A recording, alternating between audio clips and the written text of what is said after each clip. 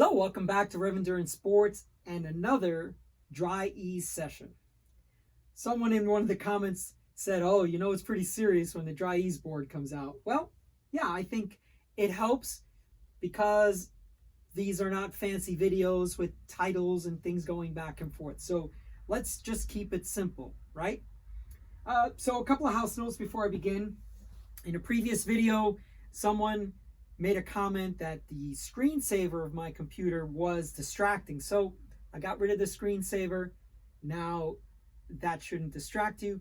But the point is, I do read the comments and I will take action on them when they make sense. Also, you know that when you clicked on this video, it was a rather long video. So if you've got any hate about, oh my God, these videos are so long, don't click on them.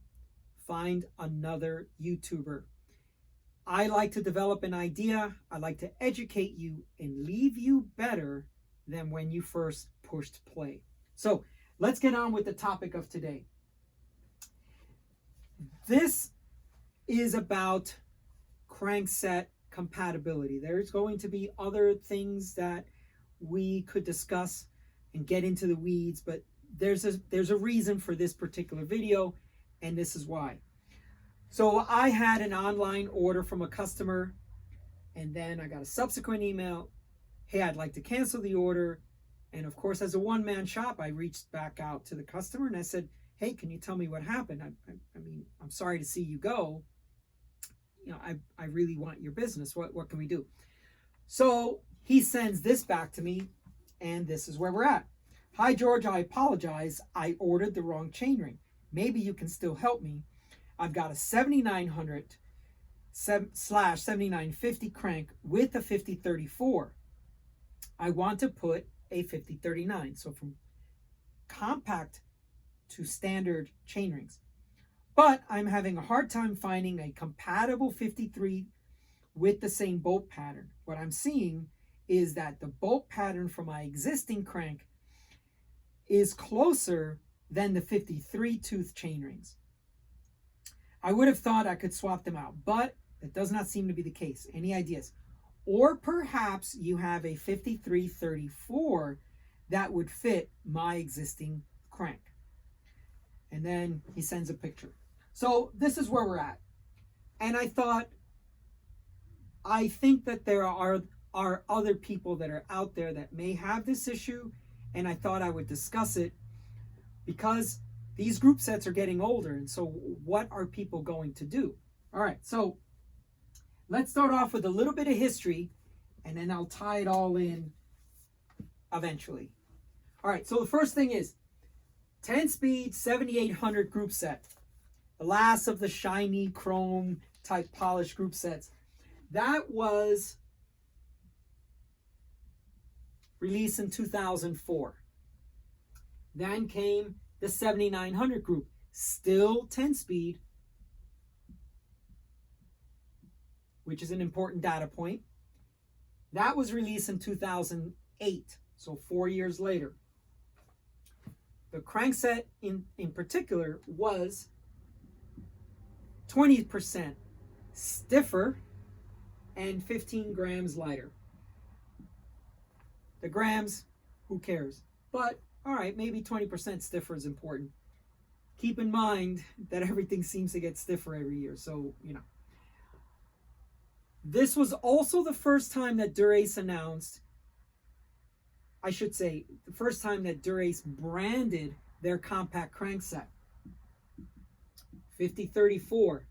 Because prior to that, they kept saying, well, this is a racers group, and, you know, compact cranksets, and, you know, racers don't ride those. And I'm like, well, I beg to differ. If you're climbing the Angliru in Spain, yeah, you'll probably need a compact crankset.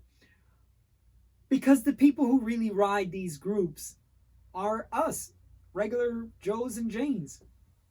All right, so the first time they branded it, prior to that, they had cranksets that were non-series, and they were compact. But funny thing is, they had a triple in the 7800 group, so I think they're contradicting themselves because pros are not going to ride a triple. But they killed off the triple in the 7900 group. What about carbon? Well, in that time frame, they were evaluating a carbon crankset, but it was a no-go. And here's the thing. Shimano has continued to keep their aluminum cranksets with bonding for hollow crank arms and chain rings and all that stuff. It kind of bit them in the butt a little bit, but they believe in aluminum cranksets, not carbon. They also believe in a non-BB30, so having a 24 millimeter steel spindle for durability. All right, so the carbon crankset, no, it didn't happen. But what's interesting is that the FSA cranksets and some others of the time, the pedal insert was coming unbonded from the carbon crank arm. So they decided not to do that. What about wheels? Carbon clincher wheels. Well, no, they didn't do that either. They did carbon tubular rim brake wheels, but not carbon clincher rim brake wheels. So the brake track design is completely different on a tubular, so that was safe. They waited until the disc brake era to create a carbon wheel, carbon rim, and then that would be used as a clincher / tubeless. It was the first time that they hid the cables underneath the bar tape, because the 7800 cables and housing came straight out of the shifters.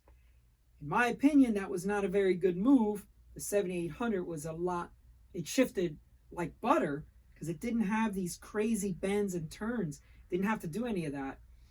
The 7800 had to do that. 7900 had to do that. And then the lever pull was just really hard.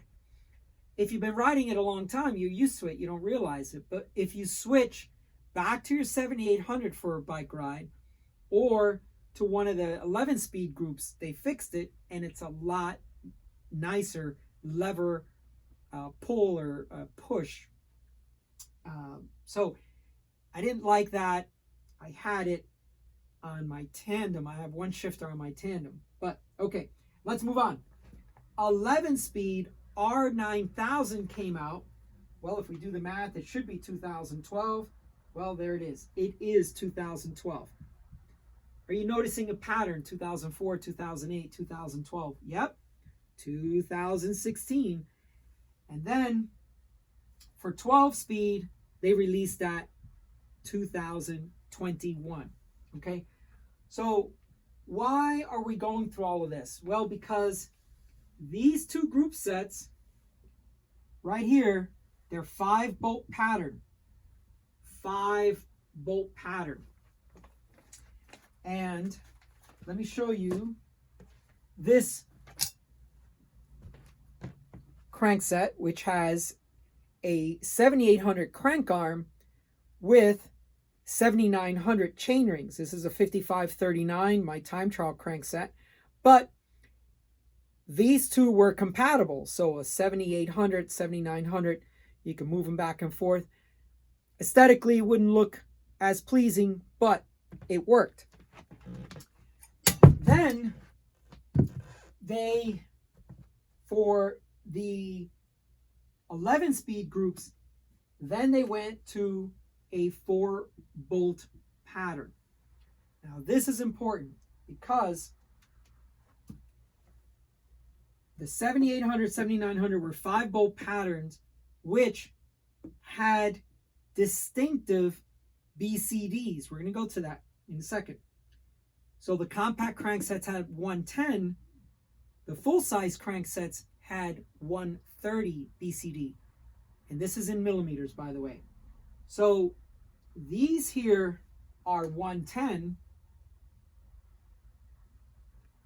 7800, 7900 are 5-bolt, 130 or 110.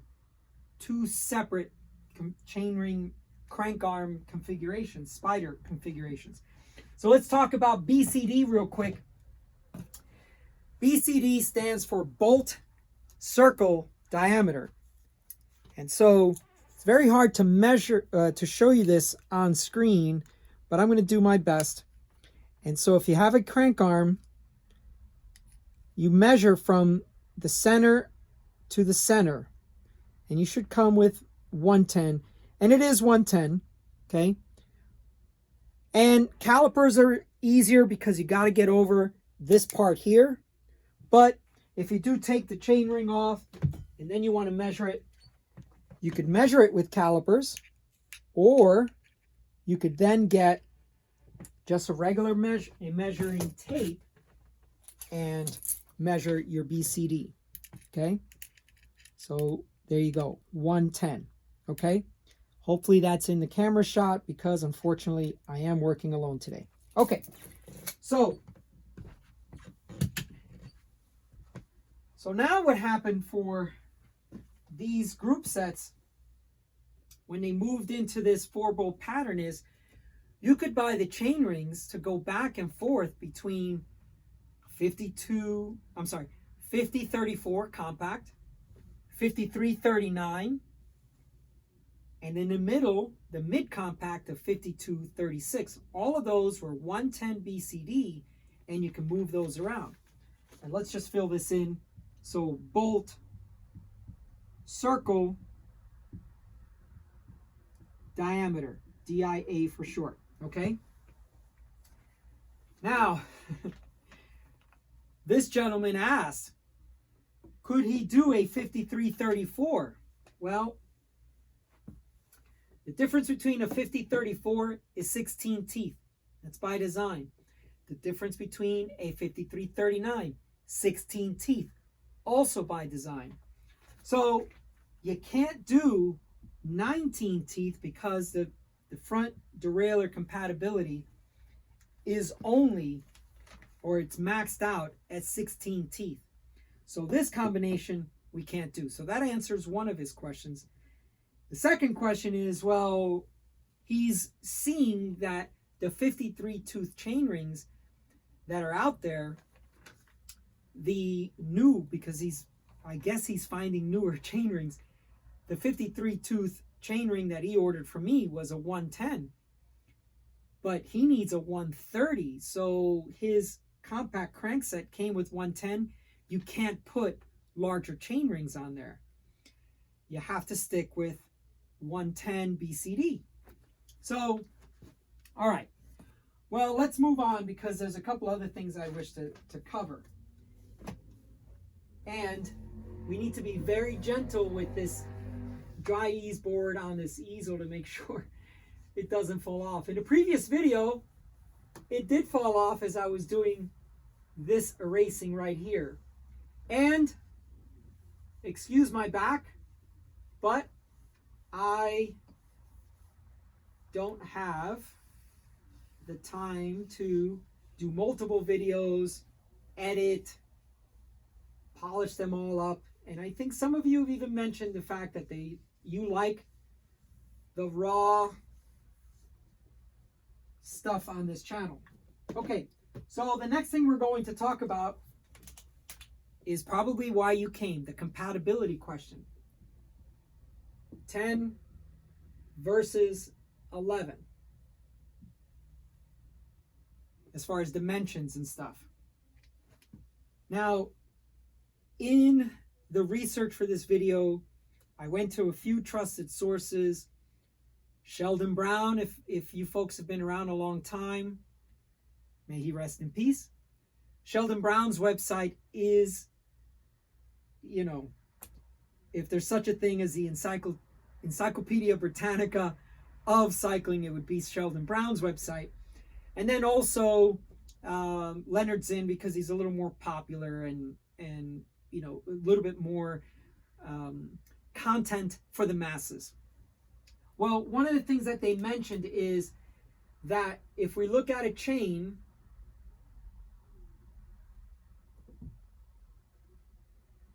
we have an inner width and we have an outer width. The outer width of the 11-speed chains is a little bit narrower than a 10 speed, right? So the 11 speed chain is a little narrower than a 10 speed. 11 speed is narrower than 10 speed. I'm sorry if I keep getting this messed up, but what's most important is this inner dimension is the same. So the teeth on your chain rings and your cogs in your cassette, that pitch is the same. So that inner dimension is the same. And well, let's cover a couple of things first. Most of the data points that I saw were, as long as you're within one generation, so 10 to 11 or 11 to 10 or 11 to 12, you can pretty much use the same chain. So an 11 speed chain, inner dimension being the same, outer dimension being narrower, they say, oh, it shifts better on a 10 speed cassette because it's a little narrower, won't rub the cogs and all that stuff. So I will tell you what I've been doing for many, many, many years. I have an 11 speed drivetrain with the crankset that this gentleman has, a 7900, so the standard 5339. It's on my Serata, which I can post a picture of it. A video link. 10 speed crankset with a complete 11 speed group set with an 11 speed chain. It shifts perfectly. No problems whatsoever. So that's from a 10 speed crankset, 11 speed chain. What about an 11 speed crankset with a 10 speed chain? Well, that also shifts very well. So no issues there. And as I mentioned, Leonard Zinn and a few others have said, no, it's not a problem. I do it all the time. I have multiple bikes that way, and it's not an issue at all. Okay, so let's go and talk about, because what we're trying to do now is find some options for this customer, because he has a 10-speed group set, which I'm pretty sure he doesn't want to switch that 10-speed group set. So what about 10-speed Tiagra? 10-speed Tiagra, 10-speed chain, 10-speed group set. Could he do that? Well, unfortunately, they do not make a 5339 for that group set because, well, it's not a racer's group set. So I guess they say, why do you need a 5339? So no, they don't make one.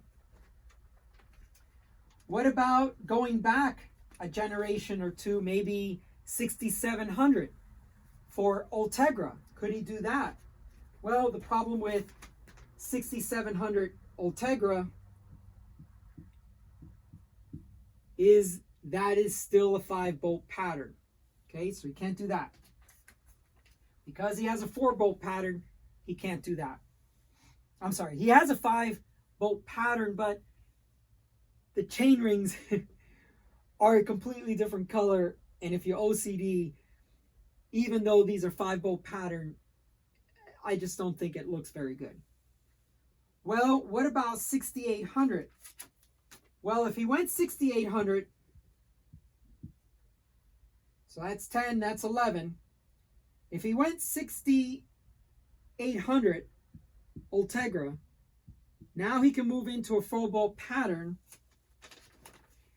and he can go back and forth. He can choose any chainring combination that he wants once he has the crankset and the chain rings. And there's also 11-speed 8000 Ultegra, also 4-bolt pattern, multiple chainring combinations there. And the 6800 came out in 2013. Now, if you recall from the previous dry ease page. 2004 for 7800, 2008 for 7900. These groups are really old now. 18 years for the 7800 10-speed. What? 2000, we have 2008, so 14 years for the 7900 group set. So it's very hard to find parts for these things. So maybe an Ultegra crankset for the availability. Maybe it's a little bit more available. But just one thing about Ultegra cranksets, some of them, and someone asked me about these once before, and here's an example of one that came unbonded. So that's the Ultegra 6800, and there's another view of it. And I'll hold that there. Hopefully that'll focus in. But so some 7800 cranksets were defective. So I don't know. Where else can we go from here? Well, if you go back to the Dura-Ace R9000 and the R9100, those cranksets might be a little easier to find. I mean, the 9100 was 2012, so maybe that's a little easier to find. And excuse me for a second while I get something else. So this is the R9100. And I honestly think this is probably a better option for this customer. Now, he's purchased a chain ring that we can then say, you know what, just pony up a little bit more, but you're going to get a very, very nice 11-speed crankset, which we've already discussed, is compatible with a 10-speed chain. Now, that's probably not the best answer he wanted to hear, but as I mentioned, you could probably try to find an Ultegra R8000 crankset. This happens to be in stock. The Ultegra 8000 crankset ETAs are way, way, way out there. But it's a very difficult situation now because of those two BCD configurations in the 7800 and 7900 chain rings. You just can't do it. So you need to move to a 4-bolt pattern crankset, and then the world is your oyster, as I would like to say. You can put any chain rings you want on there. You do some time trialing, put some time trial chain rings on there. You going off to a trip in Europe or somewhere where there's a lot more climbing, a lot of steep grades, put your compact 5034 chain rings on. Or you don't live in a hilly area, you can get by with a 5236 or a 5339, which is what this gentleman wants to do. Then that is the best way to do it.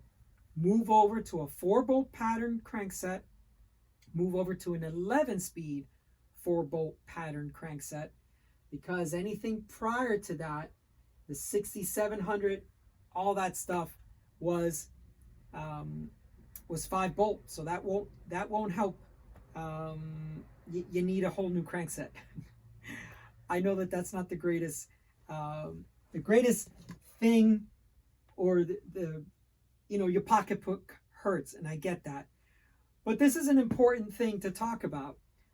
Drivetrains, Shimano can't keep all these spare parts and all these things constantly in production. They release a new group, they support the previous group for another 4 or 5 years max, and then that's it. You can't find the parts well, sometimes you can find some new old stock in some places, but generally speaking, one group replaces the other group, and that older group is supported for a few more years, and then they stop the production of spare parts. So you have to keep upgrading if you want to keep your bikes a long time. You have to realize that, well, the pattern that I showed you before, every 4 years they're doing another Durace group set. So as I mentioned earlier, I'm kind of a retro grouch, but this is one of those times that progress actually was better.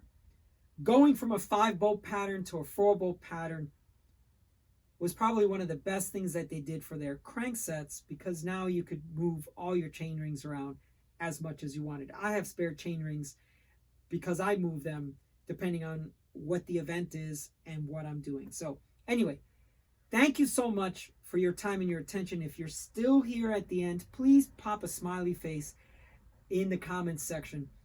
I'd like to know what has been your experience in the past with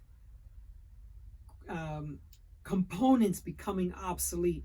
Have you run into this problem where you've got a 10-speed chain and an 11-speed crankset, or vice versa, and how has it functioned for you? So those are the questions I have for you. Please like and subscribe, and we'll see you up the road.